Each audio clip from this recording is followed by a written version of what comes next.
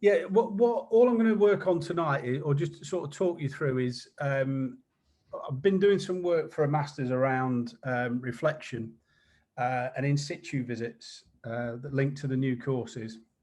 Well, I say new courses, they're probably not new anymore, but the courses we've recently been delivering, that's probably the best phrase I can use. And really looking at how we as coaches, I suppose, take a little bit of responsibility for our own development.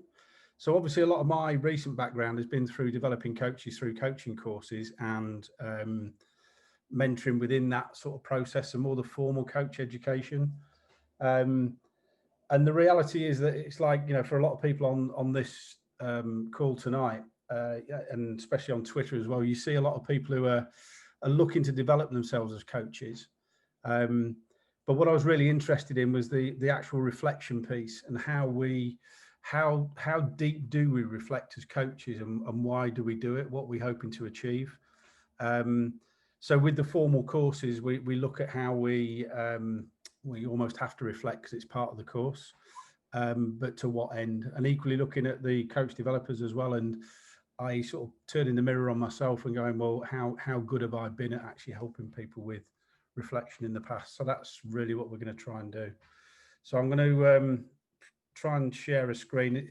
There's a presentation to watch, and I'll talk you through some things, and then we're going to sort of turn the camera around. So you're going to see a 20-minute clip of me doing some real coaching.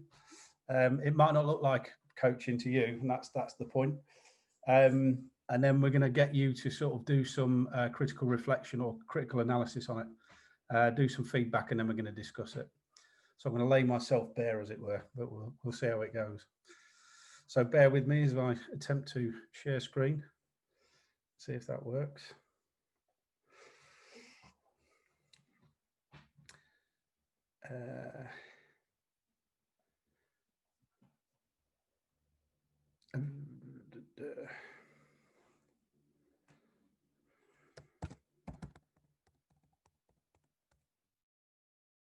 There we go, perfect.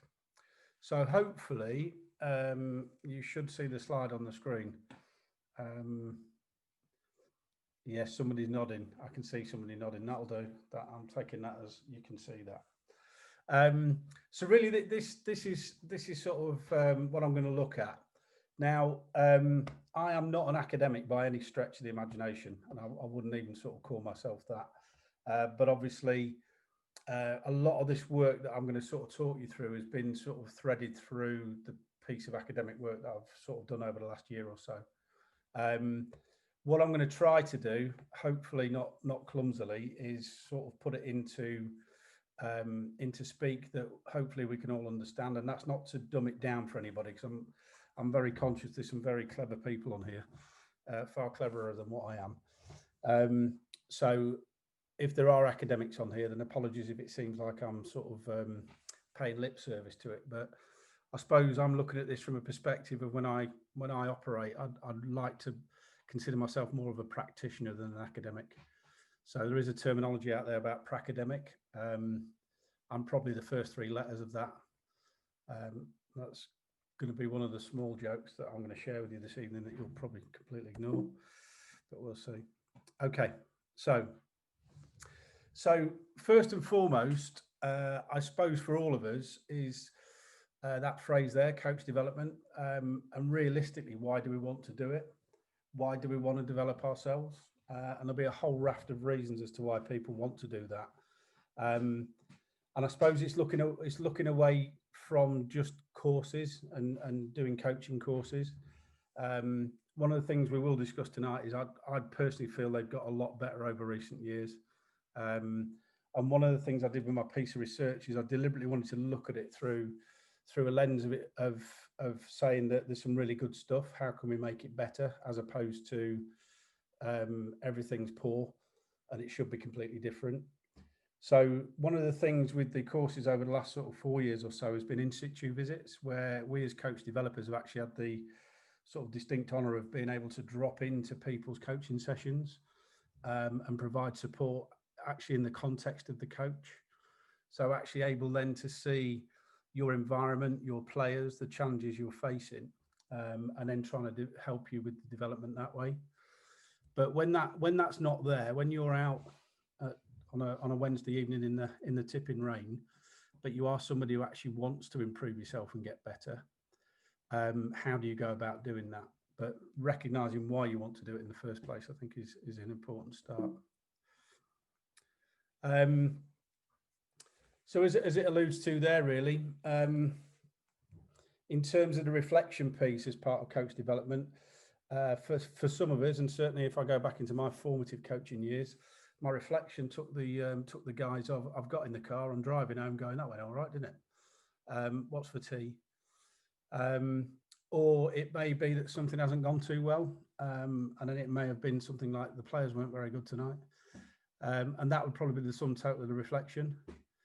So, and equally on the courses as well that we've been delivering, reflection is bedded in there, with expectation on people to reflect. But I suppose one of the things that I was sort of quite mindful of when I was going through my piece of work was certainly for me as a coach developer, and this is very much me sort of, like I say, turning a mirror on myself. It probably made me realise that actually I hadn't really been that good at helping people reflect in the past. So I've placed an expectation on them to do it, but perhaps not help them very much with it, if that makes sense. And I think it's quite an important piece for any of us that want to push on and develop. And I've just put there, and this is just, again, some personal stuff for me, is what and how should follow why, because I always like to sort of rationalize things and go, so why am I doing this? What's, you know, if I haven't got a why to it, then I don't think what and how are really relevant to me at that point. But some of you will operate differently, and that's fine. So it's really, if I understand the why, then what am I going to reflect on and how am I going to go about it? So that's really what that's sort of referring to. So moving into a critical reflection piece then, and I've already touched on this about reflecting because you have to. For some of us, especially on courses, you do have to reflect, certainly on the current courses, because it's a key component of it. And some people are very, very good at this, but I would say a lot of people will pay lip service to it in that formal coach education piece. And if it's not, if we don't really sort of look through a critical eye at ourselves, then I think what will happen is essentially you'll just come up with a whole raft of things that you feel could be improved, or a whole raft of things that you think are going well, and you'll probably sort of be quite happy with that. And equally, what we've got to look at with this reflection piece is that the time factor comes in. So for the vast majority of us working in and around grassroots, the reality is we're juggling very busy lives. We've got an awful lot of stuff going on in the background, whether that's work or family or, you know, a whole raft of things. And we're actually coaching for the benefit of other people. So the opportunity to actually develop ourselves can sometimes be, I'll go along to a CPD event, or I'll jump on a webinar and listen to Mark Haining wabbling on. But the reality is what are we actually picking up and taking away from it? So I think quite a good example is I've certainly seen quite a lot of WhatsApp groups pop up over lockdown, with coaches joining different groups locally. And the interesting thing is, and I have seen this locally as well, and it's not because people are bad people, because they're definitely not.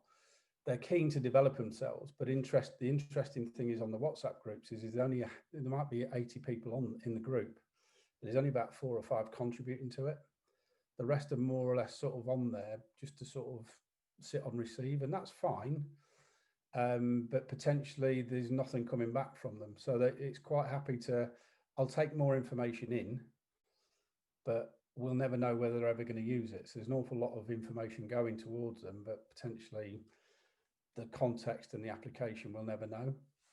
So this is the thing with the critical reflection piece from my perspective is, what is it, what are we doing it for, and who's really going to benefit from it? And equally,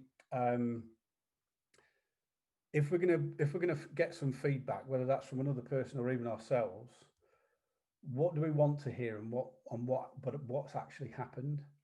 So it's quite a difficult thing, this, in terms of, you know, being the person feeding back sometimes, especially if you know people, because it's almost that reluctance to, well, I need to sort of build this up into it being something as nice as it can be. And it's not to say that nasty is the way to go, but it may be that truthfulness might help more.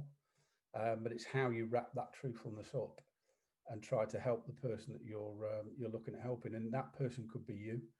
You could be doing it for yourself. So with this piece I'm going to talk about later on is some ways and methods of hopefully, or helping inform that critical reflection piece, if you like, and helping people or us be more critical in our own reflection. Because it's that criticality, I think, that's going to be the thing that will make the difference between just reflecting because we have to, and potentially reflecting, acting on it, that's going to inform that long-term behaviour change in our coaching. So with that in mind, and in the bestest spirit of sharing things, I'm gonna show you a video clip of me coaching from really early last year. So this was me actually coaching a group. Kev's going to very kindly, once the video finishes, organise some breakout rooms. We're not going to give you long, because I know what coaches are like once they start talking. So we're going to give you 8 minutes to discuss and agree some feedback. And what we're going to do from each room is we're going to get a spokesperson just to do the feedback, if you like. What we would like is, or what I would suggest is, you want to nominate that spokesperson early on. Now, I'm already aware there's some very, very knowledgeable people on here, some very clever people, and quite a few coach developers on top of that as well. What it would be interesting to see is if those people could sort of take a back seat a little bit, if you like, and just really see who else is in the room that's prepared to sort of do that speaking. If there's nobody in there, then fine, we'll deal with it. Okay, so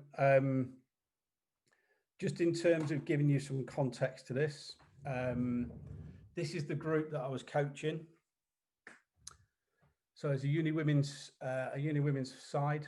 Their season consisted of 12 league games, 2 varsity games, and a cup game. It could be more in the cup, depends how far you get in. So a very short, sharp shocker, if you like, in the sense that we met this group on the 4th of October, I think it was, to do trials.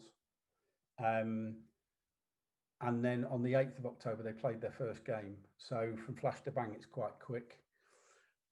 We play for probably about 6 weeks, and then there's a break, and then you play for about another 8 weeks. So that's the makeup of it. In terms of where we were at this part of the season, it was just the turn of the year. We were building up to the annual varsity game against Cambridge. So I think you'll probably work out which uni side it was. Which sort of culminates in a game in front of about 3,000 people, and it was held at Barnet FC. Issues we had by that point was quite a lot of injuries. There was ineligible players because of the different ways that they come through college and university. So some players couldn't play for the varsity game but they could play in the league. There's a whole raft of rules that I didn't understand, but I sort of smiled and waved at that point. So I was left really with trying to identify from within the squad that we had left who could play in a number 9 position. And for me personally, I like playing a 9 as high as I can, and then working off that. So this was just my sort of preferred way of doing it. The best player I thought that we could probably try to adapt was a wide midfield player, a German lady, technically very good, but her problem was because she was a midfield player, she kept dropping deep, and when we started building up the play, we had nothing to get the ball forward to penetrate to. So formation that we played in is hopefully on the screen, and what I was trying to work on this evening in particular, it was just the start of about 4 or 5 different sessions. So it's a real basic session. But I was just trying to get some ideas in and around those 4 players, the 4, 8, 10 and 9. Okay. And as it says there, just trying to keep the 9 narrow and high. So I was trying to give her an operating sort of area that would keep her within a certain width of the pitch and also as high up the pitch as she could play. So that's it basically. So you may well get tempted to nod off for the next 20 minutes or so, but we'll see. So I'm just going to play it. It's been done on a GoPro. You don't have to mention my arms waving everywhere, because that's a mannerism I have that I'm very aware of. So thanks very much. But I'll just play it, let you see it, and then we're going to break out into the rooms and get you to have a little bit of a go at analysing it. So hopefully, if this works, it should kick in. 4, 8, 10 and the 9, because you're going to be playing 9 for us. So we're going to try and develop you from a wide player into a centre forward, okay, with a specific game in mind. All right. So one of the things I really want to work on tonight is you not dropping in to receive the ball and trying to help you play in that position. But what underpins it is how the 4 and the 8 and the 10 operate. Does that make sense? So we've got our 8 and 10. Lucy's very kindly going to help us out in the 4 position. But actually a lot of the focus is going to be on you. All right. So the reason we're doing this bit of work is that I just feel that possession wise, we need to develop it more and actually cause people a problem more. Okay. So where you have a tendency to do that, we've got nothing then to hit. And what happened in the game the other day is our wide players ended up doing a lot of work back here. And by the time we were shifting the ball that way too quick, they couldn't get there. All right. So what I'm trying to do is work with the diamond in possession. So you see the shape. Okay. So it's going to be quite a simplistic practice. It's going to be quite repetitive because I need to do some work there, but I'm going to do some work with the 8 and 10 as well. The 4 is more going to be ball delivery. Okay. And I can talk to Lauren. She's going to be, I'm sure she says she's going to be here Sunday. So I'm going to do some work on Sunday. Okay. So all I need to get is your thoughts on what your role is as a number 9. What are your thoughts? I'm always the person that should be deep, so it can be played, and I could drop it back and go again, I guess, and really just strike it, I guess. Okay, so I suppose the bit I want you to think about is, if we're in that situation and you do this, what does that potentially do for us? What could happen there? That they come out like they can control. Yeah, could do. Good.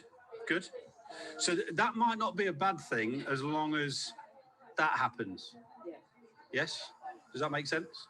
But the reality is that what tends to happen is that we just do that, and then that makes it easy for these players here. So I just want to get you to think about that. So essentially, the practice is just going to be a bit of we're just going to go through some patterns of play. All right. So all that's going to happen is the ball's going to be played back here, back there, and back again. So it's going to be hit 3 times.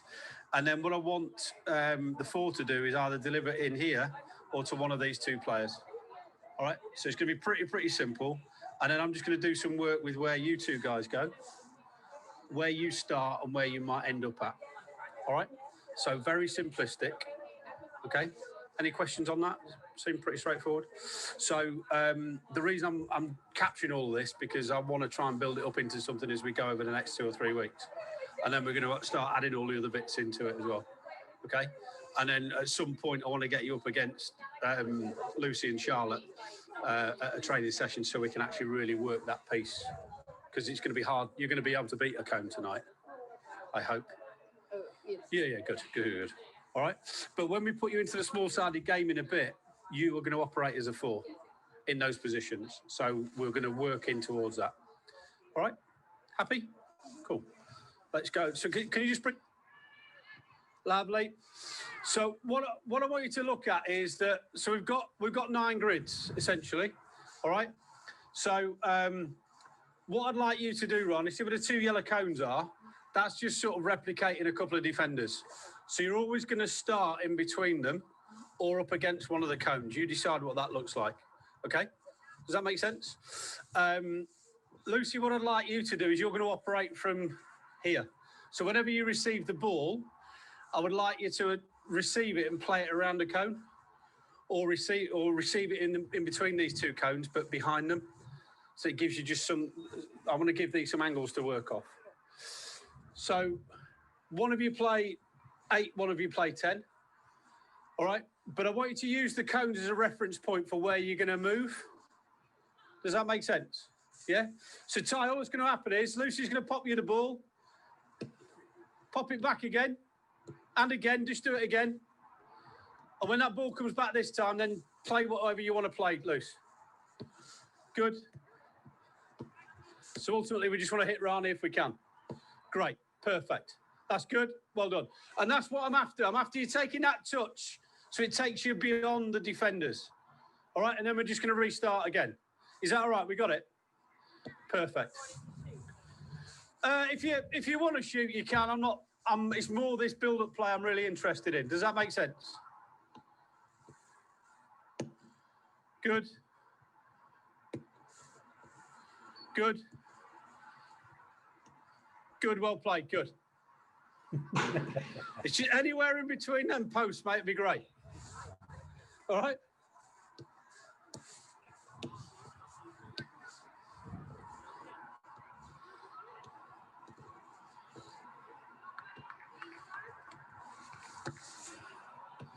Great touch. Good, well done. Okay, so just some things I want you to think about for the 8 and the 10. All right, so if Lucy builds the play up over here, as an example, so just do one, I'm just doing it. If I'm this close, she's put me under it tonight. If I'm this close, I want you to go further away. All right, so we're not now on the same line, we're on a different line. Does that make sense? Yeah? What I'd like you to do is start thinking about, right, if she's now gone long, this player's gone short, that should affect your movement. All right? So I want you to think about where that is going to go. So I'd like you to try and start in a place that's opposite to the high player. Does that make sense? You're not going to know that until this builds up. So wherever you start from, see what happens. The receiving player will come short, the non-receiver will go long, then you can get your start position. Okay? Off you go. So if she's short, you're going long, Ty. Good. Good. And good. Brilliant. Really good. Great movement. So what we're starting to create now is a little bit of a shape. Does that make sense? Yeah? So can we just give the ball back to Ty for me, please? Just want to show you this. So go short, because that's where you were. So what Rani's done is come across here, okay? So I want you to think about now whether you start in front of the player or you try and start behind. If you try and start behind, you can go in here, you can go in here, okay? Yeah. Does that make sense? If she decides to come this way, that's when you're going to start coming up here. The 4 will squeeze up. And now this is where you're going to be playing a ball into me. You're going to operate within this D. Try not to go outside the extremes of the D if we're in this part of the pitch. Does that make sense? Are we happy with that? Let's go back to the start. Have a little go at that. So she's short, you're going to go long, have it back. Decide what, good, Monique, well played. We're going that way, yeah? It's all right, that's fine. That's fine. All I'm trying to get you to do is think about if you're going to go short and receive it, Ty's going to go long, okay? If she turns, where are you going to go? Because what she's doing is shaping up to pass. If you go too high, what's the problem? Yeah, we might lose it. So this is where if you're going to turn and play, take a touch, travel forward, then you can just good. So you're just going to now be the deeper player. If she takes a touch, you've got to move. All right? Be on the opposite side. Make sense? Yeah. Cool. Go back that way then. Just have it back again. Then we'll go on then, play. So it's going long. Opposite side, where are you going to go? Good, okay, you're going to play there. Good, well done. We're just going to do a few of those. Just make some decisions about which way you're going to go. That's great, Monique. Well played. Good, Ronnie. Like it. Good. That's all right. It's all right. Play that one. Play that one. Let's go again. Let's have a little think about your movement. What's going to trigger your movement? Where you're going to start? Where you're going to go to? So it's going back there. Okay. Try and be on the opposite side, remember. Good. Good. Well played. Good. Just knock it back, mate. What I'd like you to do, just stand out for me a little minute. I'll just sort of show. So if I find myself on this side, this is where I might be moving across. Might be making these movements here because I'm causing the defenders a problem. Okay? So I'm always thinking about this. I'm moving across this line. I'm trying to be on the opposite side to where the ball is to start. Yeah. And the reason I want to do that is it gives me the most opportunity to exploit. If I end up on the same side, which will happen, just give Monique the ball for me, Luce. Monique, if I end up on the same side, this is now where I want you to try and just pop me the ball. This is one of them little bounces, okay? Because what I want you to do is, right, I've ended up here. I'm going to lock this defender. If there's space, I'm going to bounce it, okay? So just be a little bounce pass for a shot. Or, just go back there, Mum. If I end up on the same side and the ball comes in, I'm going to make sure it's going over there. Or I'm going to knock it in between for somebody to run onto. But try and be on the opposite side. Let's go. Just get that little 1-2 going and then we'll play from there. Go long, that's good. Good. Feet early, good, good, well played. Great stuff, good. Well done. Okay, just take a walk in.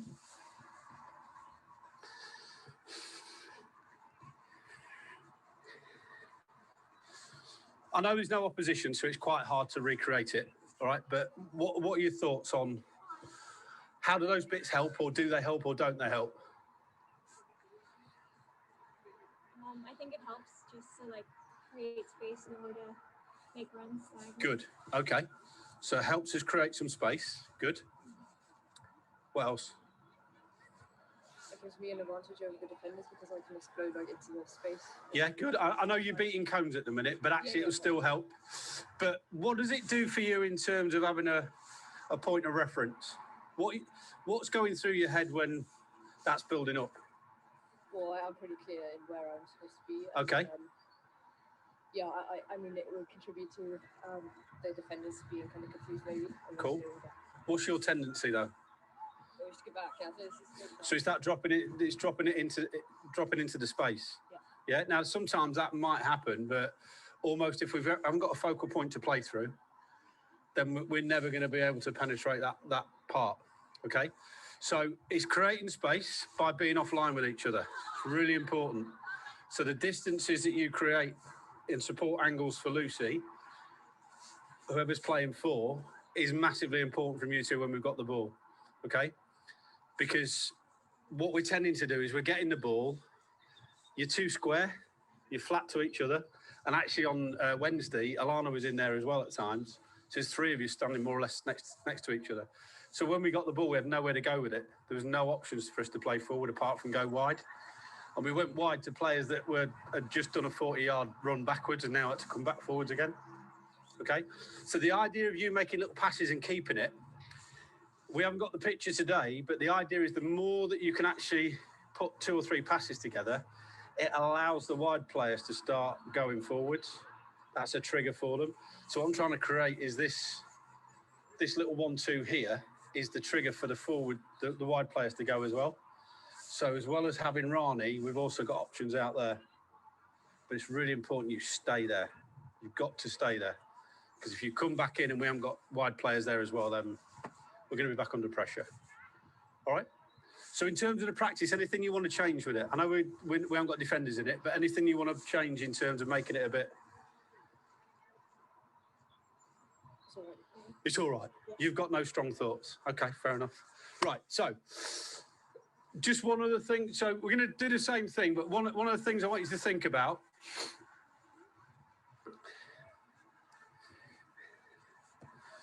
Realistically, they may play higher. Okay, so we might not get this luxury, but if they did sit here, all right, because if there's no pressure on the ball, they probably will drop the deep a little bit. The reason I want you to use this is two reasons. A, because it gives you a very clear operating space, but also it gives you a very good visual on how you might angle your run. Yeah? So if you are going to drop, you drop this distance, you don't go any further backwards. But if you start making these runs and that ball gets fed down here, you're already going to breach the defence. Yeah? So recognise the times where, so what I want you to do is recognise her angled run, means put a ball in between. If she's running straight lines, ball to feet. Yes? Perfect. Off we go. So you decide now, mate. You decide. Good, Monique. Well played. That's good. Ball to feet. Good. Well played. Yeah, good. Well done. Just reset. We go again. So keep watching that movement. We got another ball.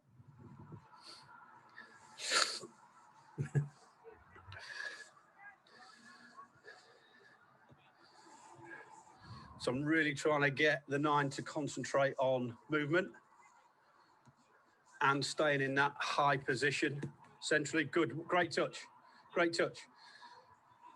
In reality, Ty, if that was the touch you'd taken, what would you do with it? Not to shoot. Yeah, you keep going, mate. Yeah, so don't be afraid to do that. If that happens, so we don't have to play there, that's just happening to give us this room to operate in. So she's actually creating space for us by being there. You deny us space by coming in here. All right? So that if that happens again and that ball takes you that way, have a shot. Off we go. Be short and long, that's good.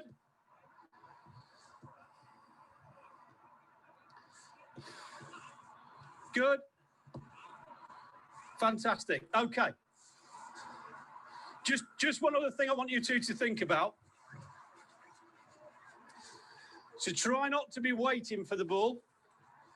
So if I'm going to be in this sort of shape, I'm going to get this side on because I want to see what's there. I want to see what's there. Okay.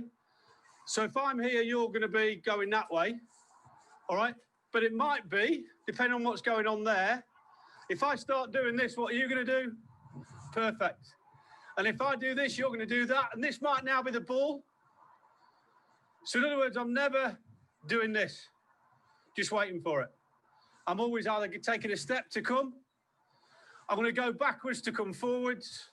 I'm going to go out to come back in to receive. Does that make sense? So try not to be standing waiting for it. Off we go. Good. That's good, Ty. Well played. Like it. Get there, get there, get there. Play it. Good, Ronnie. Yeah, good. Well played. Really good.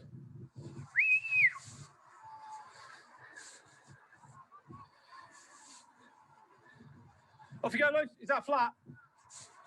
Knock that one down, mate. Just do a couple more.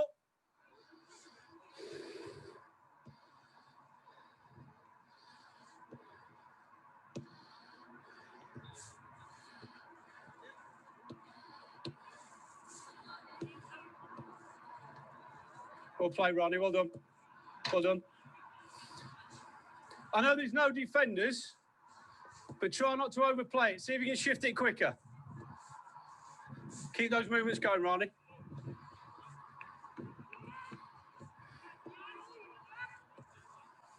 Good. Well played. Just ball back to Lucy. Just hang on to this, Luce, please.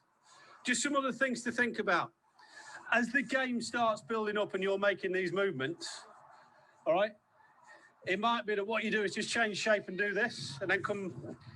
So you've got a place to operate in. So I suppose what I want you to do sometimes is just threaten that you're going to go and you're not. But threaten you're going to go as that ball comes forward. Okay? Don't threaten you're going to go if the ball's going backwards. However, when might you threaten to go forwards and the ball's going backwards? What might trigger you to do it? Cool. No, it's good. I like that. I like the fact you know, just come in. Luke's just come in very quickly. I've just asked Rani a question. What I've said is, as the ball is travelling around, sometimes what you might do, so if you're a defender, what you might do sometimes is just make to go, but not actually go. But you might do that as the ball is travelling forward from there to there. Okay? But I said don't do it if the ball's going backwards, unless what? When might you make that threatening movement if the ball's going backwards? Yeah, great shout. So if there's no pressure on that ball going back to our 4, that might be the time. But actually, as the ball goes back to the 4 and there's no pressure on her, I might do that first, then I might do that. I might do this, and then go again. Yeah? So these are just some bits to think about. Everything's going to be triggered by what's happening there and whether there's pressure on the ball or not. Good? Let's go again. Couple more. It's really good. We get some defenders in. Good. Think about movement. Short and long. Short and long. Think about that movement, Rani. Oh, hello. What are you going to do now? Good. Good. Well played. Yeah, good. Brilliant. One more. We'll do one more, then we'll get some defenders in.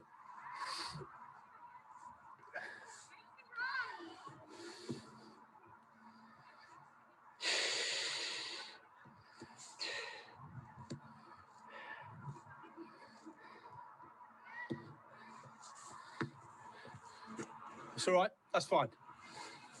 Scott, can I have 3?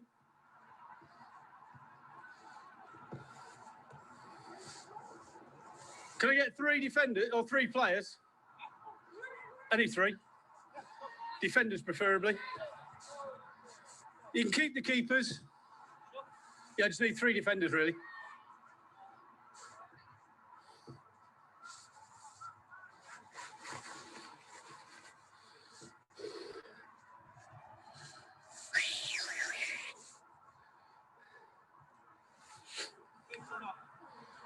Yeah.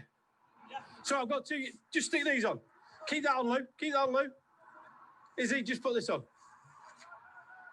One of you is going to be a midfield player, Lou.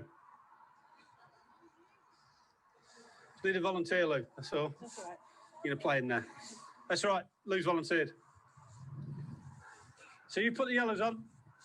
So you're going to operate as a 5 and 6, 2 centre halves. I know you're 2 full-backs, but you're 2 centre halves, okay? You can use the yellow cones as a reference point if you want to. It's up to you, okay? All I'd like you to do is going to be slightly false, but the game's going to start with Lucy playing into one of these and going back again.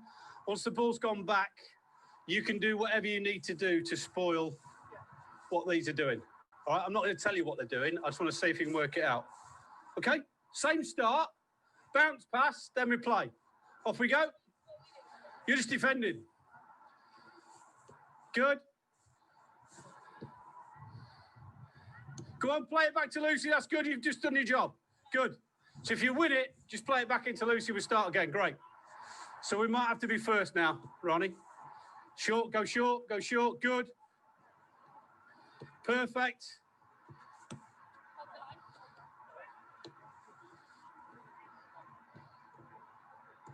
Good, well done. Just walk back into position. Just think about how slow that got slow, yeah? That got slow. Yeah. And you ended up on the same side. Yeah. Think about it. Cause them a problem, take them away. Because then she's got a straight run in. Off we go. So go long, go short. Good, well played. Good, Ronnie, well done. Good, well played, brilliant. Well done, really good. Great ball tie, good movement.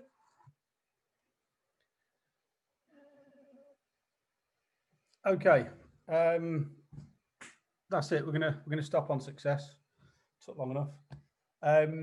So just a reminder on the screen what's gonna happen in terms of the breakout rooms. Kev's going to allocate them.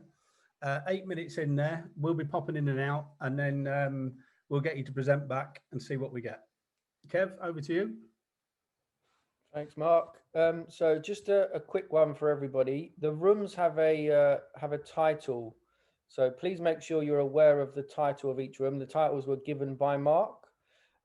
So when you receive the invitation, have your discussions around the title of the room. Is that fair, Mark, from your perspective? Yeah, definitely. Yeah. Okay, so I'm going to send you into those rooms now. You'll receive an invitation. Please click on it. You'll receive a 1-minute warning before the rooms close, and then you will automatically be brought back into this main meeting here.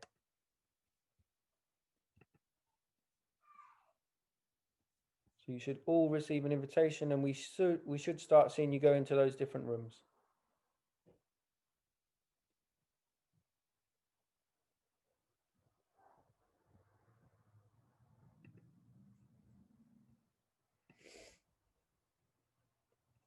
So we've got a few left.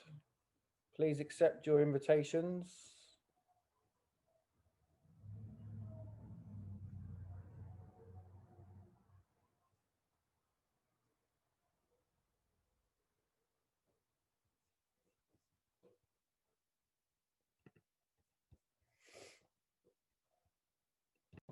Against the sort of headline of reflection, just things for me.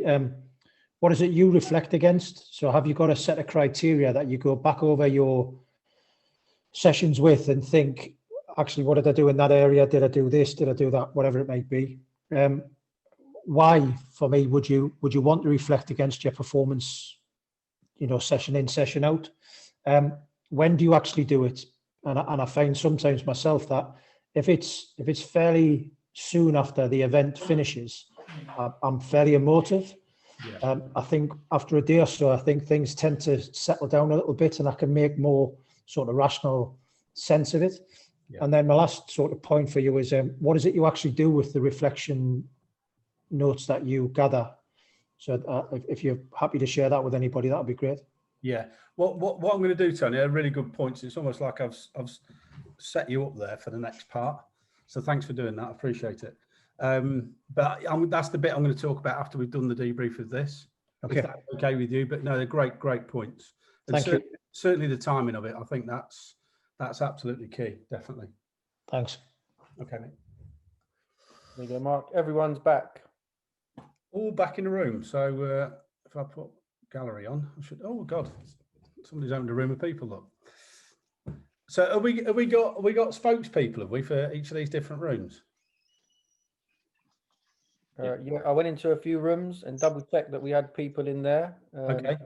We can go through the rooms in order if you like, or yeah, let's go in order because otherwise we'll be here all night. Okay. Should we go? We'll start off with interventions. Or maybe we won't. Yeah, that was Aaron, David Cumberbatch, Kevin Palmer, Robert Dillon. Go on, I'll take it then, Kev. Hey. I'll take it. Yeah, we spoke about obviously what you wanted from the 9 and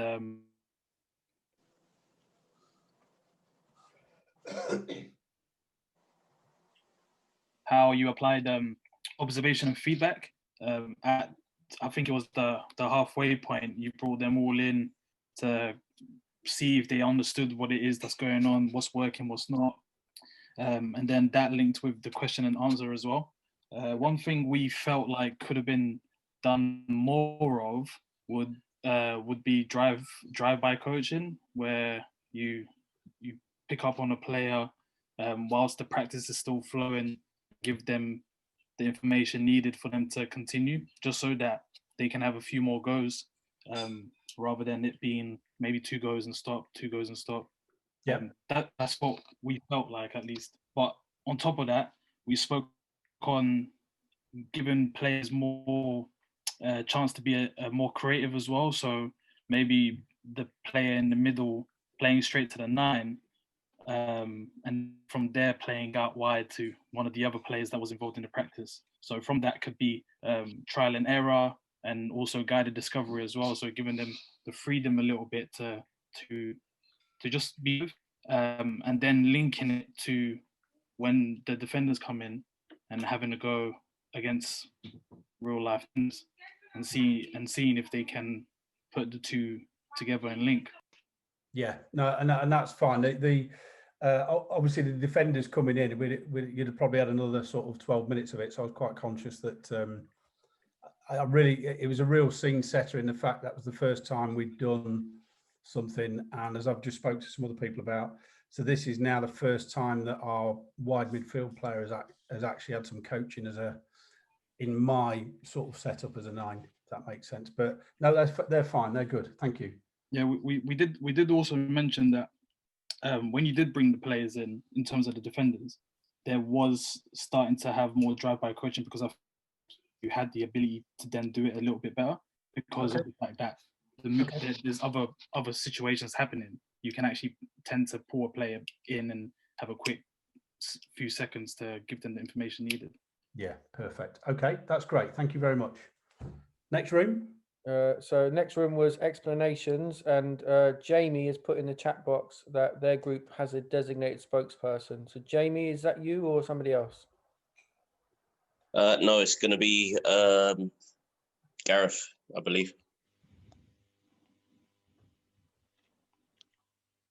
I'm happy Just to do it. Gareth's on mute. Video back on. Oh, there you go. I guess. Yeah. Yeah. Most of our sort of discussion was not necessarily involved in the explanations, but at the start we had a really good sort of few people listing off things that they said. One was sort of speaking about the type of the player, so saying that the focus was on the 9 and where the focus was going to be, so that they knew exactly what you were going to be talking about and explaining for the whole session. So then giving them their roles, and because you had the 4 who I think wasn't normally a 4. Yeah. And you were just saying like that you're going to just more be sort of a player to play out instead of sort of, you know, pushing forward. So they're just a player to relay the ball back to.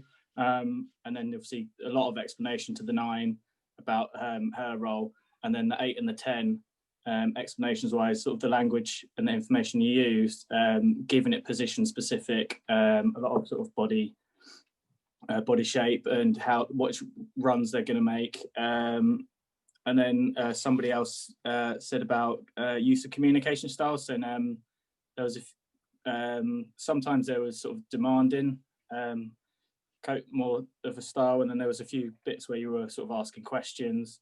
So it was kind of picking out different ways of doing it. As the last one said, sort of the drive-bys ones, maybe there wasn't that as much, but I think in that session, when you've got 4 players, it's maybe not okay. Ideal to do. And then linking to previous game in the explanations as well, saying this is why we need to do this, that, and yeah. Okay, give me some advice in my explanations. Ooh. Well, one I said, but we had a few disagree. I said that maybe the explanations were a little bit too long. Okay. Because what was it? It was just under 20 minutes.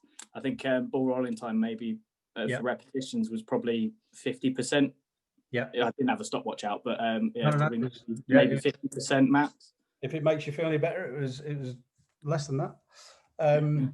But again, and this is I don't want to do is sit and make excuses, because that's not what this is about. Hopefully we'll get to the point in a bit. But first session, moving a wide player into a 9 position. First time she's done it with coaching. One of the trade-offs I knew was going to happen was going to be ball rolling time. It was going to, but equally, well, I won't sort of second guess what people are going to come up with. But there's obviously I've reviewed this a few times, so I've come up with some stuff as well. So that's great. Thank you very much. Next room. Technical detail, which was Nick Strizovic, Robbie Blood. Do you guys have a designated person to feedback? You see, now, if I was feeding back to all of these people, I did make it very clear before you were in the room. Nominate a spokesperson. Who else have we got in that room? Abdullah, James, Jermaine, Martin. Yeah, I'm happy to give a bit of feedback on some of the bits that I thought was quite in terms of the technical stuff. Okay. I think sorry, I joined a bit late, but I don't remember or recall hear you saying how long you'd been working with these players for. But I picked up that quite like your information on the technical stuff about if she's running in a straight line, it's ball to feet. If she's running at angles, then it's break lines. So can you play the ball and break lines? And I think for when you gave the technical information or you gave a bit of a technical point, it was quite impactful. It was quite straight to the point, clear. You didn't have to do any coaching about it. You can sort of picture and understand what you're getting at and see if they understood it. And then you can almost go from there and understand it. Okay. And then again, the technical bit where you were talking about the two midfielders that have been on the same line. As a coach, you work on those things, but you explained and sort of help them understand why never being on the same line, what that affects and how it affects the game when it plays out. Okay. Any advice? Not for me. I think I quite like those points, and I thought they were considering if you didn't know the players, it was quite a good little coaching point that I picked up in terms of the technical stuff. Okay, cool. Thank you. Next room. Plarman, looking at feedback.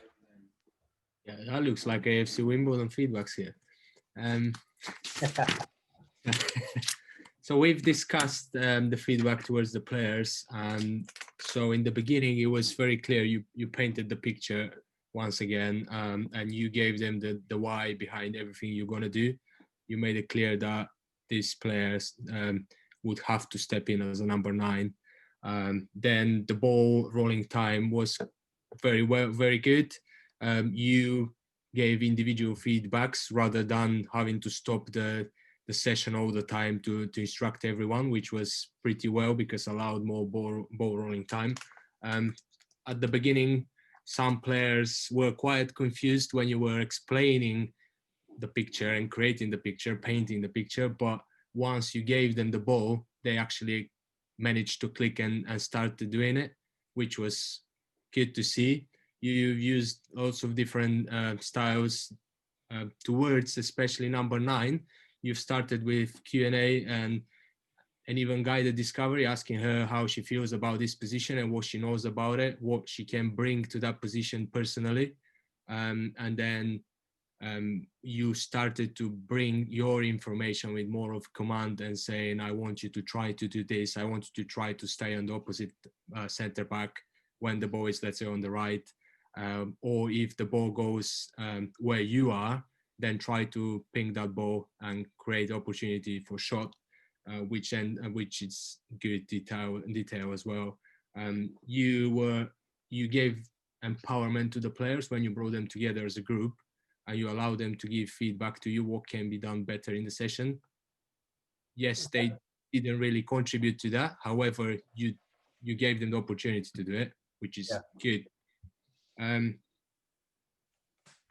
Again, in the beginning when you were painting the picture, because they got a bit confused, maybe there could have been something different done probably on the whiteboard when you were using it, maybe some drawing, because people, as we know, learn in different way and understand things in different way.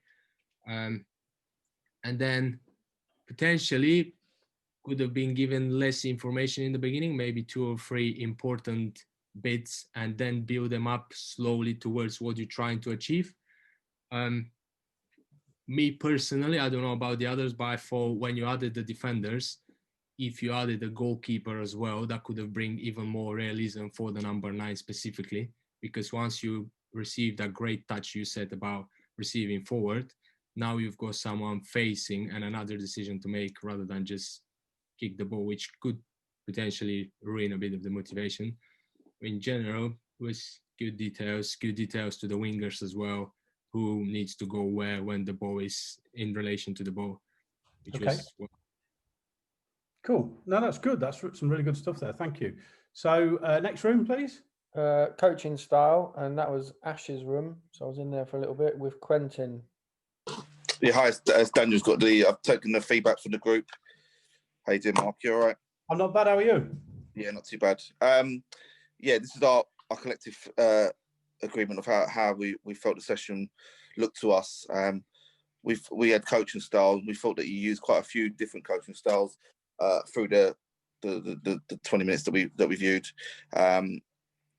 and we also were impressed with your closed questions at the beginning, which sort of didn't allow for them to sort of wander their minds and stuff like that.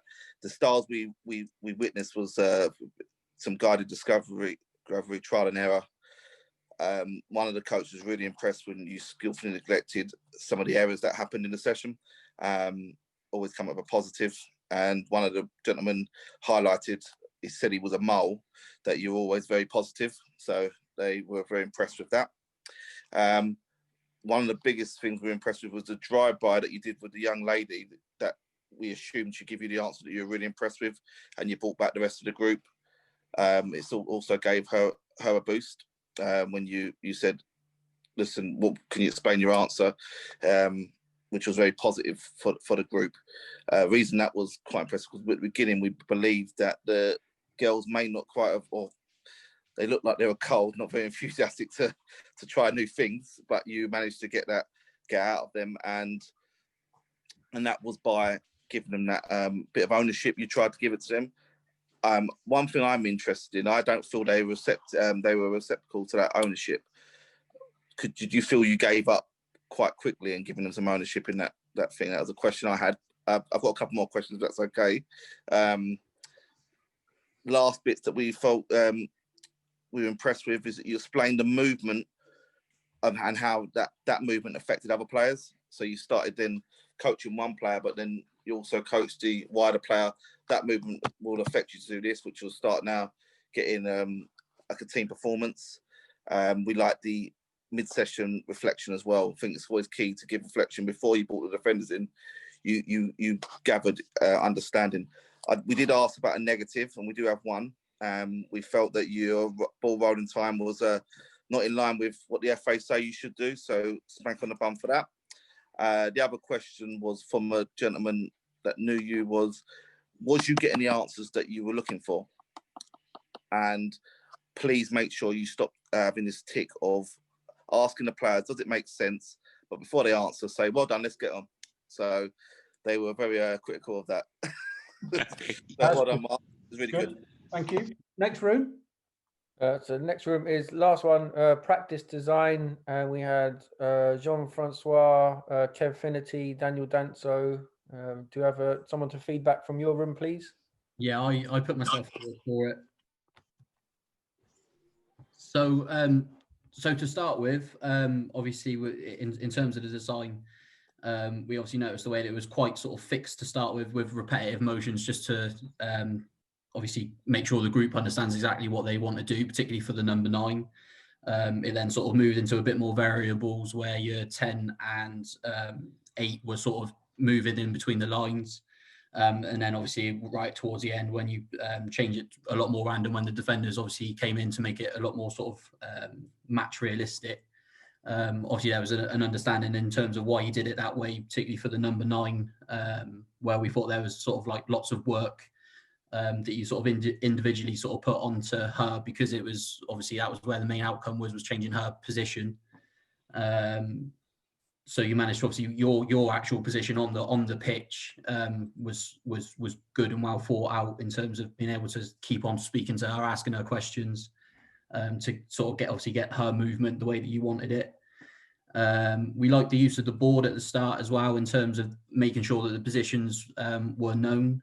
We did sort of speak about potentially using the board a little bit more for the understanding of the movement for the number 9. So obviously where it was her a new position for her, just to sort of practice, sort of showing her a little bit of the picture that you sort of wanted in the session, maybe sort of offering that as a visual aid. We also sort of spoke about sort of the pitch size and how sort of realistic that would be on a match day, if that was again a part of your design, if that's how sort of expansive you wanted to play, for whatever reason. It was we sort of were speaking about that. We spoke about the equipment, and there were a few times you were either looking for some footballs or the footballs are flat and stuff, so maybe sort of trying to reload that, or making sure there's a few more sort of easily accessible. We spoke about sort of having good triggers for the wide players, to let them, to sort of, once they moved where the 9 went, again, that was quite sort of easily we were able to follow that quite easily. And we liked the fact that it was actually based on a small unit of 4 as well, to give a more sort of concentrated focus for the 9 to move and to work on what was obviously the primary objective. It was nice and clear to sort of follow exactly what you were trying to get out of the session, really. Cool. Thank you very much. Is there any more rooms that we fresh out? No, that's it, mate. Perfect. No, there's some really good stuff there, and we're just going to move on to the rest of the presentation. I know you'll have some questions, but we'll do those at the end if you don't mind, because hopefully the next bit should, he says, hopefully make it a little bit clearer. So I'm just going to go back to sharing screen again. See if it'll let me do it. So just going back to the last bit then in terms of reflection. And let me sort of go back. That's it. Go back that way. So we've done the feedback. Okay. So the reality of this is what we're trying to look at is how we're going to change behaviour. So what you've given me there is a list of things. You've fallen into the trap I mentioned right at the start. So there was probably more good things than there was things to work on, which is very nice of you. Thank you very much. But obviously, I've pulled this apart quite a lot myself anyway. So what I've done for this piece of research that with looking at critical reflection and in situ visits is that the model you've got on the left is what, if you've done an FA course, certainly in the last sort of 4 or 5 years, that should be something you're quite used to. This is sort of embedded in all of the courses now. It's very predominant actually right in the level 1. So this is an extract from the level 1 handbook, journal, I should say, sorry.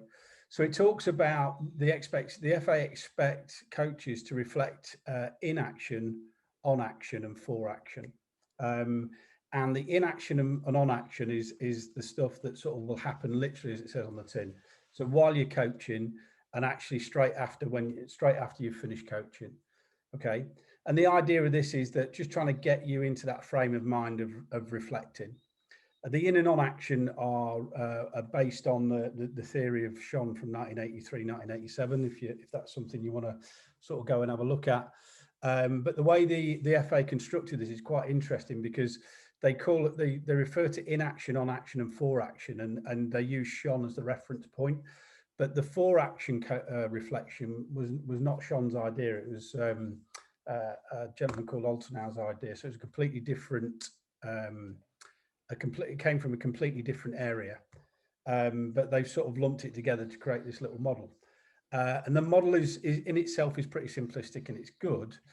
But part of the research that I did with a group of coaches that had gone through the new UEFA B course was that, and the feedback from them was that there was nothing that really helped them nail in that reflection for them to be critical. So if I look at the things that you've said where potentially is a little bit of advice for me, there's 1, 2, 3, 4, 5, 6, 7, 8, 9, 10, 11 things. You came up with a lot more. You came up with some nice things. I really appreciate that. But there's 11 things that realistically you've referenced as things that I could do better, and they're all valid. But one of the things that this piece of research made me look at is if I'm gonna reflect, and I'm gonna sort of, because I want to be better and I want to change my behaviour in things that I do, then I really need to focus in at some point on what that is. I really need to have a very clear idea. So it's all right saying I'm going to reflect on what I've coached, and I mentioned this right at the start. That could be in the car driving home. That could be 3 days later.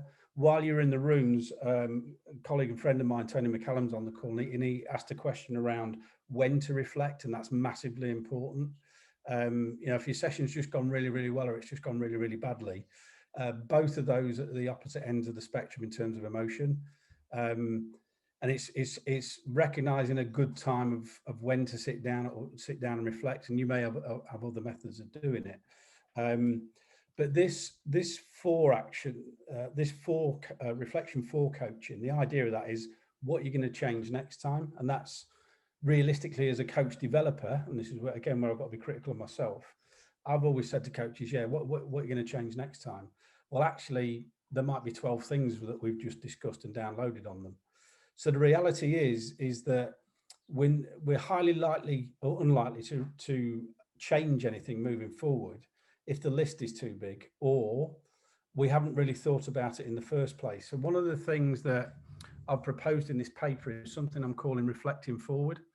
So at the plan stage, I'm actually sitting down with the coach developer as a learner or as a colleague, a coaching colleague at my club, a critical friend, and I'm actually saying, right, one of the things I really want to change over the next 2-3 months of my coaching is my explanations, because I feel my explanations are too long.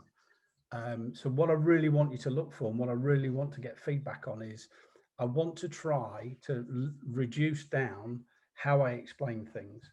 And I'm talking now not necessarily when I'm using a visual aid, but more when I'm actually explaining something, regardless of how simple or complicated it is. And that might be because I really want to try, if I have to explain things that are too deep or going to take me longer than 45 seconds, as an example, I want to try and break it down. And that might mean that I get less in terms of practice initially. And that explanation might be in the forefront of my mind longer, but I want to try and get that because it's something that I feel whenever I watch myself back is actually quite distracting. If it's distracting for me to watch it back, it must be distracting for the players. So really what I'm trying to get to is that the purpose for me of critical reflection is actually going, right, okay, here's a list of things, but the reality is it's just like coaching your players. You might have 26 things you want them to get better at, but if you try and cram it all into an hour, it's just not going to work. And I think it's, again, turning the spotlight back on ourselves and going, right, okay, here's my things that I want to get better at. And we might give the players a season-long plan for the things they're going to work on. Do we have a season-long plan for the things that we're going to work on as a coach? And identify those things ourselves. So when I've looked at that and I've reviewed that myself a few times, my explanations is definitely something that I want to get better at. And that might sound ironic because I'm spending so long explaining this. But that's something I'm trying to work on and still working on, but it's something I've really narrowed in. And it's based on the fact that I've been able to give myself some evidence of what it currently looks like, but also I know what I want it to look like, if that makes sense. So I've got a start point and a place I want to get to. So the idea of this model was really to try and throw in, after the review, a focus, and knowing what that focus is the point that allows me to reflect forward.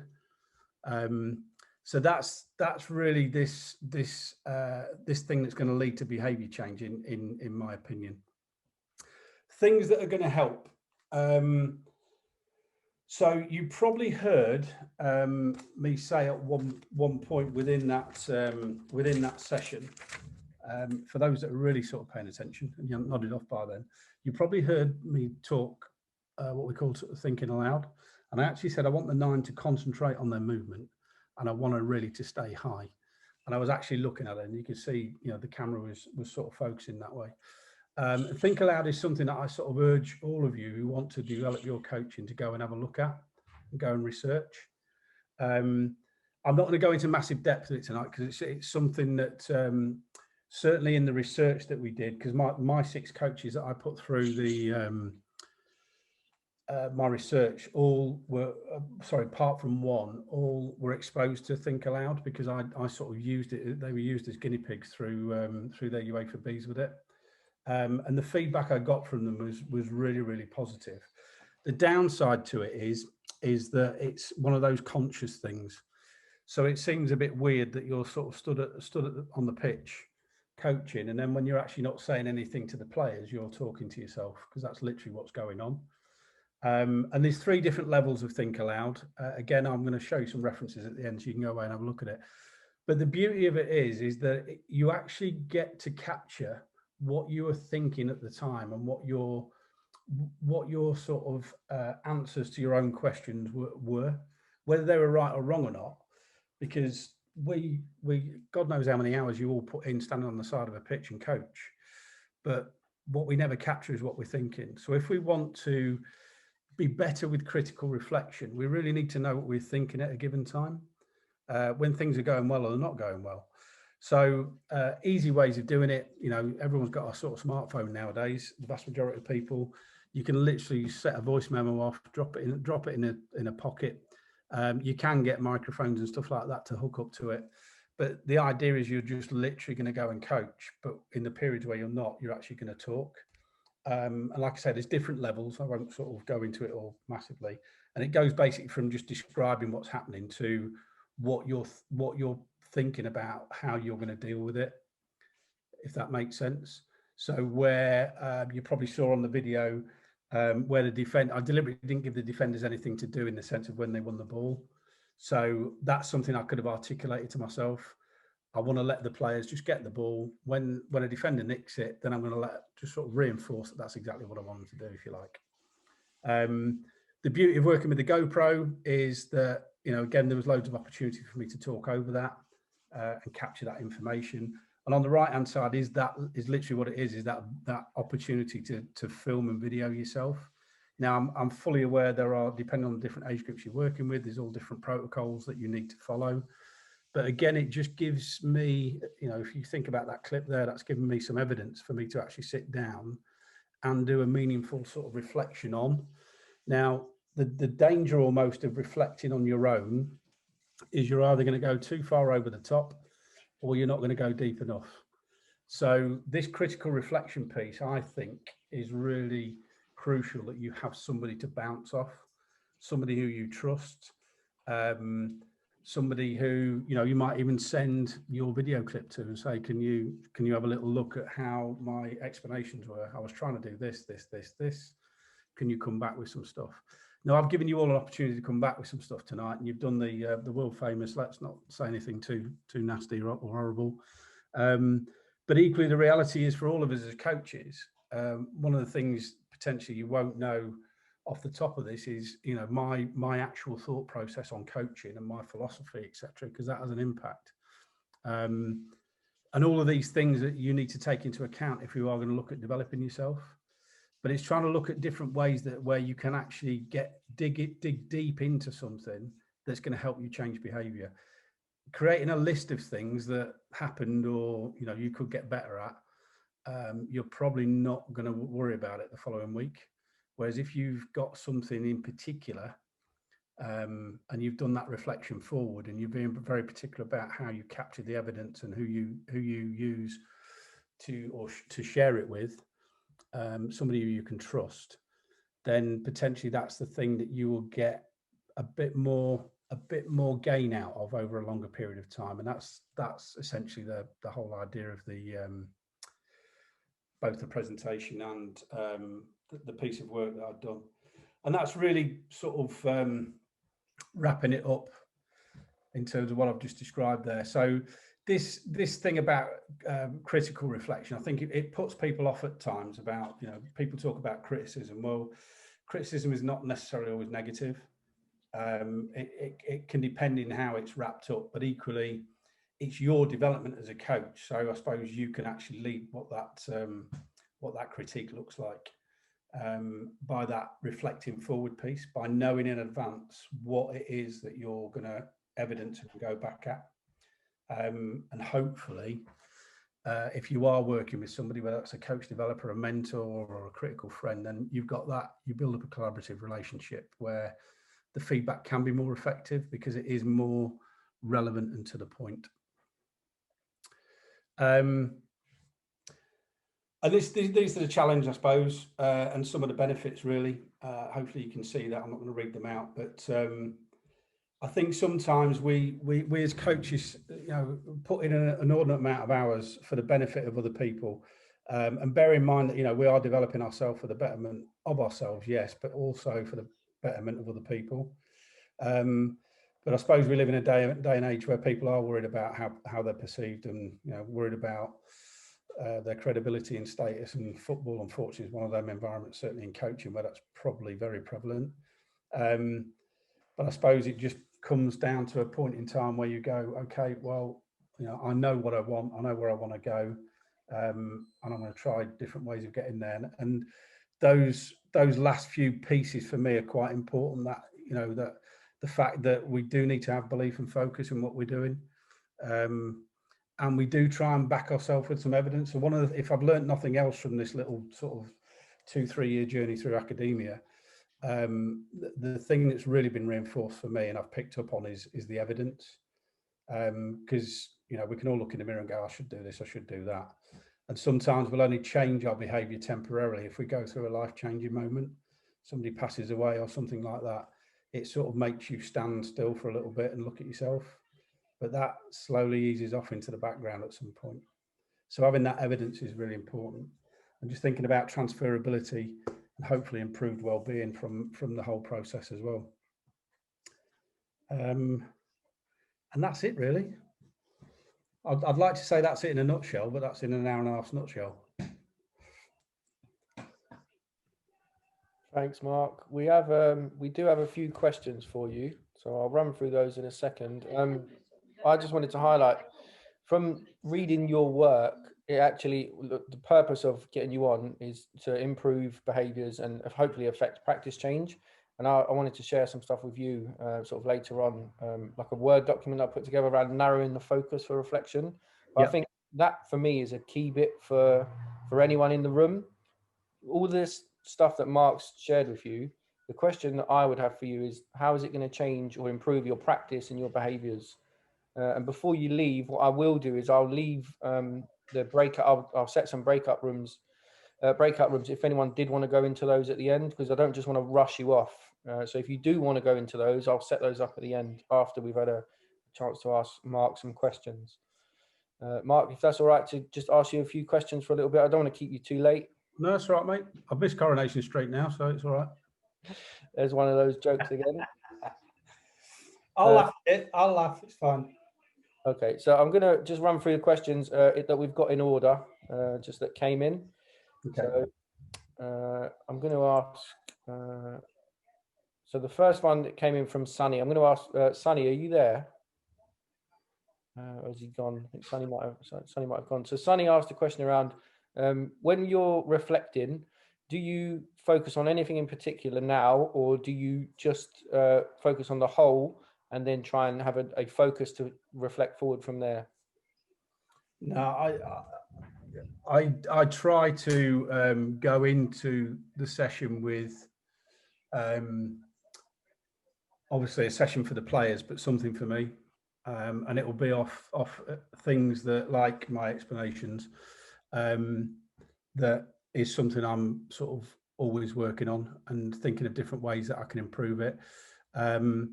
It's difficult sometimes because I quite like watching stuff back or listening to stuff back, but in certain environments I can't do that. I can't film and I can't record. So certainly at my age, my memory is pretty shocking. But I do tend to go into stuff with a clear focus in mind for me that might not necessarily be about the session. It might be about how I'm coaching. Brilliant. Thank you. So Robbie Blood, are you there, Robbie? I'm not sure if you're still on. Yes, Kev, I'm here. Do you want to ask your question, mate? So it's not always my voice. Yeah, it wasn't. It was more of a statement, I think, really. Just kind of in a mentoring role, something that I work with coaches is around reflecting with them on what's the one area or one focus that's going to give the biggest return. So for them to kind of reflect initially around from their knowledge of themselves, where do they think they're going to get the most return if they change a behaviour? Yeah, it's a really good point. And I think that's the difference between us supporting a coach during a formal coaching course process and a coach being supported in a way that's outside of that. So whether you call it sort of informal or non-formal, I never get the difference between the two, but there is. And apologies to any academics because they'll slag me off for that. But you know, if I was going in as a friend to see Robbie deliver a session that had nothing to do with him completing a course or whatever, then you're probably going to get a more authentic discussion and a more authentic idea from Robbie as the coach of what he wants me to look at. Whereas what tends to happen, certainly as coach developers and mentors, sometimes is you know that the learner is actually saying, "Oh, I want to do this, that, and the other," and you're thinking, "Well, okay, I'm not sure if that's just for me, i.e., the coach developer, and not the learner." If that makes sense. So it's a really good point you make, Robbie, because it's got to be learner driven or coach driven. Thank you. Thanks, Mark. So a couple of other questions have just come in. So I'm going to ask one from Tim. So do you ever use players' feedback to help with self-reflection as opposed to critical friends or other coaches? Yes. And as you probably saw from that handpicked group, it's like pulling teeth. And it's an interesting concept because somebody else has asked me the question tonight as well.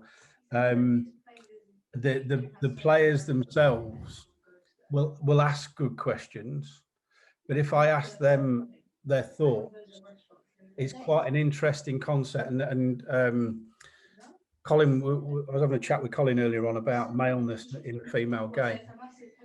So sometimes what you get is that that almost unspoken power relationship is a difficult thing, and that's not just in the food court female game. Is he talking about food court at Lakeside? Blimey. I don't know. I'm talking over. I do apologise. But that can happen in it for all of us, whether you're coaching male players, kids, whatever, because you're seen to be the person in charge. Then that can be quite difficult. So actually, I don't know who's got the young lady talking in the background. I can hear you on here. I can hear you on here. It's all right. Sounds like a very nice voice. Better than mine. I don't know if that explains it, but it's difficult sometimes to actually get them talking. It's trying to find out what will get them talking. It's like my under 14s, for example. You know, I've got 3 under 14s that you don't ask them a question because you'll still be there 3 hours later, and you've got quite a lot that won't look you in the eye, and that's just how people are. Brilliant. So a question that links to that from Kev Finity. Really good question. Kev, are you on? Not sure if you're still there. So Kev Finity's asked, is there any research available on the value of feedback from players? If there is, that's not something I've looked at, but for me, it's hugely invaluable. I mean, again, you hear all these different things as you go through your life. So, I'm sure you've all heard of, is it 360 feedback or whatever? Is 360 in it, not 380 anyway. And that's actually, that as a principle of getting feedback from all different areas and angles is really, really important. And I think the other thing with feedback, and that's the point I was the reason I wanted to structure this tonight in the way I did is because I wanted to see what you come up with from what you observe and what you perceive. And a lot of that will be from your own bias in terms of your own coaching and your own philosophies and stuff, and that's massively important. So the thing with feedback from lots of different places, it's good in one sense, but I suppose it's trying to filter out the noise, because the noise may potentially distract you from what the thing is that you really should be developing and moving forward, if that makes sense. So great concept, but I think it has to be very carefully managed. But from players, that's one of the things I used to love about coaching foundation players, and I still do actually, is they don't have a filter. So if you say to a group of 8, 9-year-olds, "Did you enjoy that?" No. There's no sort of dancing around the bush. It's no. Okay. So my next question is, what didn't you enjoy about it, and what could make it better? And what you've got to recognise is when you ask that last question is a match. Okay, and there's a reason for that, because that's what they've come for.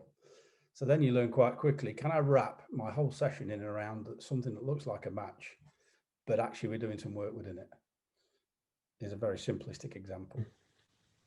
Brilliant. So it goes in line with some advice I had from a very experienced tutor. He told me when you go out and do in situ visits, one thing you should always do is ask the players, what do they like about the coach? So you can feed that back. And what would they like more of from the coach? Be careful how you frame the question. And that was always the common feedback, more smiles or more match time. But just frame, be careful how you frame the question, because you could get a loaded answer coming back. Yeah. Question from Colin. How do you reflect on how your thoughts influence your behaviour? Yeah, that's going next level, isn't it? I don't know. Well, I'd like to think everybody's the same. You know, sometimes we sit in our own dark rooms, don't we, and think that nobody else has ever thought the things that we think. But I think sometimes well, I certainly do. I catch myself sometimes going, oh, I'm not sure, you really shouldn't have said that, done that, been there. And it will sort of catch you cold quite a bit sometimes. I don't know if anyone's ever experienced that. And it's one of those sort of moments in life where it just sort of makes you split second think about maybe how you've interacted with somebody, maybe how you've suggested to somebody that their driving could be better, that sort of thing while you're driving. So I think making time for it is probably linked to this piece. It's probably something that I've done more probably over the last 3 years of actually, and it links back to what Tony McCallum asked earlier on about the timing of your reflection of when you do it, is just making sure that I don't do it too hot. So I don't sort of try to, I'll flick a radio on or something and lose myself when I get in the car, to try and eliminate that piece, if you like. I'll try to, I tend to use a dictaphone a lot. If I am in the car, I'll talk into that. And I'll probably play it 2 or 3 days down the line. But I'll make sure that I've got, say, an hour or so to sit down and listen to it. Maybe write some notes out as well from it. But always thinking about what did I go into that session that I wanted for me. So the timing of it, I think, is really important. And making the time is important, yeah. I don't know if that answers Colin's question, but that's how I think about it. Thank you. So I'm just going to highlight one more thing before I open up the breakout rooms. So like I said, I've been very lucky and sort of been able to pick Mark's brains and read through some of his writing that he's put forward. And as a result, I'm going to share with you I'll share with you one of the documents that I sort of put together, which we're going to use on our Google Drive, and I'll talk about that bit at the end, just so that everyone's clear. We are still planning on sharing it for you, but the idea being, I've come up with 3 different areas to focus on for reflection, just for me. So it's my personal view on when I coach, or when somebody's watching me coach. There's 3 different things that I would personally like to get better at. One is managing behaviour. In a group of under 11 girls that I'm working with at the minute, because it's a different thing. It's a new thing for me. Well, another one would be technical and tactical detail. I'm really keen on exploring that bit personally. And another one is around questioning techniques. So I've gone away and had a look at different criteria that I would use to look at those in different situations. So I'm really clear on what it is that I feel I've got gaps in my knowledge in. So then it's about me coming up with something that would allow me to reflect against it, or help somebody else give me some feedback around it. So that's one of the things that I've come up with from my own perspective. And I'll just show you what that looks like. So when it comes down to what it looks like, so hopefully you can all see it, but a questioning sheet. So if somebody is observing me, or I'm observing somebody else, or I'm reflecting on my own session, I've got some clear bits there around what it is that when I go to look at questioning, just as a narrow focus for myself, rather than taking all that information in that you guys highlighted earlier, I can have a narrow focus and then go through it quite in depth, a little bit more in depth than you would do generally. Then I would go down and have a look at, well, if I was looking at managing behaviour, what might that look like? And I've started to add to these. And we've, you know, in the skills program, we were doing this a long time ago, but sometimes we don't communicate brilliantly at the FA, and we end up with our own pieces of work that might, yeah, we had some stuff in silos that wasn't shared nationally.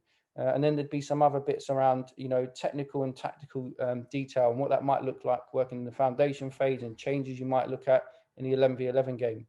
So, Mark, thank you for your work, because what it did was, hopefully for me, allow me time to go off and work on stuff and refine things to improve my behaviours and improve my practice for the benefit of the players. And for me, that is what CPD should be for. And if it doesn't do that, then it's not meeting its purpose. So my question to everybody, if you like, would be in line with sort of Mark's research. So what, if you like, now what are you going to do with it? I think that would be fair, because otherwise, you know, you've sat through this for an hour and a half plus, but how is it going to benefit you, and how is it going to benefit your players? I think that would be a fair question to sort of finish up on. Do you have anything else to add, Mark, based on your research and your literature? No, nothing to add as such. It's more, I mean, one of the things, if I could just share the screen again, just very quickly, if I've still got my my PowerPoint up, is there's quite a big reference list here. I did mention that I'd sort of share it for you, but there's loads and loads of good work out there around CPD and things like that, and developing as coaches. The pieces around Think Aloud are, hopefully you can see where my cursor is on the screen. So Amy Whitehead, Dr. Amy Whitehead is definitely somebody to look up around the Think Aloud protocol, because for me that's something that has really, really helped me in my coaching and my reflection, certainly over the last couple of years. And in fairness, you know, to my former employers, one of the things they did do very well was actually bring in some experts in terms of helping us develop. And this was just one of those chance meetings, and it sort of really helped me in my coaching. So, like I say, I'm not an academic by any stretch, but so they are academic pieces. But if you get the chance to look at them, you'll hopefully pick up the idea of how it can help. And it was something that was actually originally used in teaching. So back in 1993, so in teaching, they tend to sort of they used to do some support work around people using this Think Aloud protocol to help them sort of gather their own evidence for their own reflection. But certainly having a way, or having something, or having a strategy in place that's going to get you to focus in on something. So not just, I'm going to go to CPD and develop myself as a coach. Know what you're going looking for, and why you're looking for it, and how it's going to help you, and how it's going to move you forward. But not actually just gathering a list. It's executing it, and recognizing that, just like developing players, it's going to take time. And equally, I did speak to some of the guys that were on here the other night as well about, if you're looking at moving on in the sort of coaching world as well. So there's a few people talking about level 2 to UA for B. These are the sorts of things: videoing your sessions, capturing Think Aloud, evidencing your reflections in terms of writing them up, even outside of a course, is the thing that's going to help you produce evidence for getting on another course, if that's something you want to do in the future. What we tend to see is, you'll tend to see a lot of the Twitter coaches, for want of a better phrase. I love that phrase. I think it's very good. But anyway, the Twitter coaches are the ones that they'll miss out on a course that they've been chasing, and then there's all raft of reasons why they haven't got on it. Well, certainly having been on the other side of it, in terms of sort of looking through applications where you can see people have evidenced that I've done this, I've done that, I've done the other, but actually this didn't work very well, but this is what I did about it, and I've been working on this, and I've been trying this, and there's some video of me doing that, and there's some. So this is all evidence, not just for ourselves, but equally for something you might want to do in the future. And one of the criticisms of the courses that have happened the last 4 or 5 years is, oh, we've got to do a project, and it's that's really terrible, because the people before it just did an exam on the last day, and we have to do this project. Well, I've seen some absolutely phenomenal projects over the last 4 years on level 2s and UEFA Bs, and like blow you out of the water sort of stuff.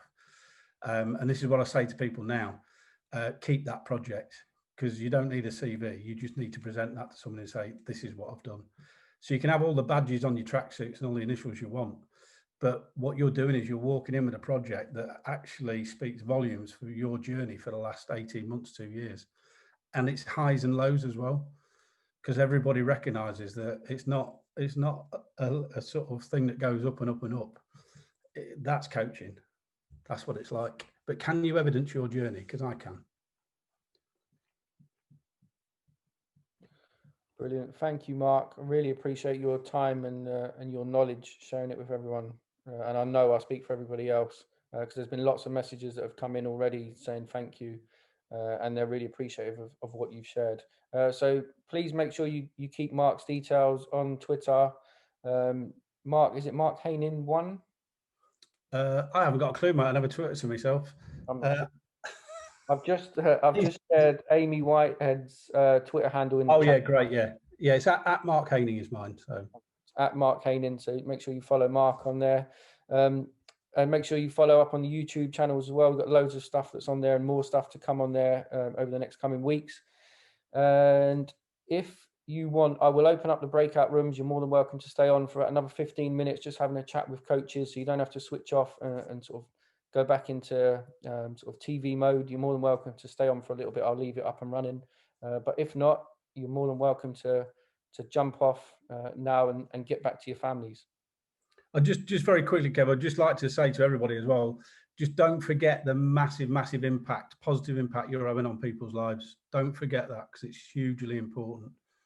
You'll be having impacts you don't even realise.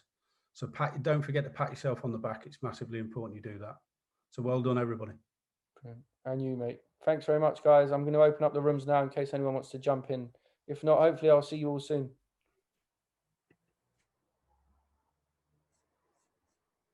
Thanks, Mark.